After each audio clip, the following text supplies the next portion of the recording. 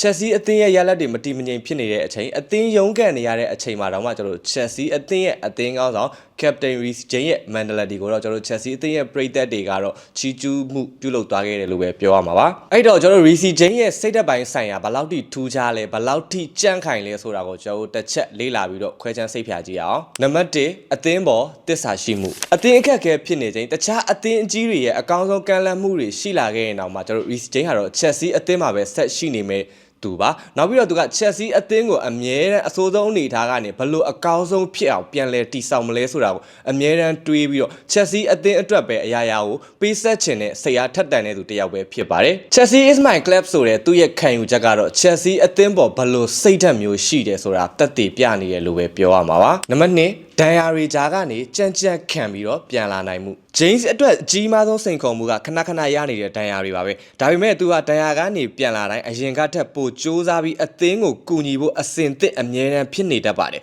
စိတ်ဓာတ်ကျသွားခြင်းမရှိဘဲနဲ့ဘယ်ချိန်ဖြစ်ဖြစ်အမြဲတမ်းအကောင်းဆုံးပုံစံနဲ့ပြန်လာဖို့စူးစမ်းနေတာဟာသူ့ရဲ့အားကစားသမားကောင်တစ်ယောက်မှရှိတဲ့စိတ်ဓာတ်ကိုပြသနေတယ်လို့ပြောလို့ရပါတယ်နံပါတ်3ခေါင်းဆောင်မှုအရေးအချင်းအသက်ငယ်ရွယ်သေးပေမဲ့ Chelsea လို့ကလပ်အသင်းကြီးရဲ့အသင်းခေါင်းဆောင်လက်ဘက်ကိုတာဝန်ယူထားရတာဟာသူ့အပေါ်ယုံကြည်မှုကြောင့်ပါပဲကွင်းထဲမှာကစားသမားတွေကိုအားပေးတာတိုက်တွန်းတာတွေအပြင်အသင်းရဲ့အခက်အခဲဆုံးအချိန်တွေမှာတာဝန်ယူလို့စိတ်ရှိတာကခိုင်မာတဲ့စိတ်ဓာတ်ကိုပြသနေတာပဲဖြစ်ပါတယ်နံပါတ်4 professional ဆန်မှု professional မဆိုင်ခင်ကြော်ညာလေးတစ်ခုနဲ့မိတ်ဆက်ပေးကြပါတယ်ဘောလုံးပွဲတွေကို online နဲ့ယုံကြည်စိတ်ချလက်ချစော်ကစားခြင်းနဲ့ဆိုရင်ကျောစီမာလာကိုစော်ကစားဖို့ဖိတ်ခေါ်ကြပါတယ်ငွေသွင်းငွေထုတ်မြတ်ဆန်မှုကိုတော့ယုံကြည်စိတ်ချဖို့အာမခံပါတယ် Viber Telegram နံပါတ်39 4400 16648မှာအကောင့်တစ်ဖွင့်ပြီးဆက်သွယ်စော်ကစားလို့ရပါတယ်ဖုန်းနံပါတ်ကတော့39 4433 16648ပဲဖြစ်ပါတယ်မြန်မာကျပ်ငွေထိုင်းဘတ်ငွေ2မျိုးစလုံးနဲ့စော်လို့ရပါတယ်ခင်ဗျာအသင်းရဲ့ခြေစွမ်းမမှန်မှုတွေအပေါ်ဝေဖန်မှုတွေရှိနေချိန်မှာတော့ Reece James ဟာလူမှုကွန်ရက်ဒါမှမဟုတ်မီဒီယာတွေမှာအပိုအလိုစကားတွေမပြောဘဲနဲ့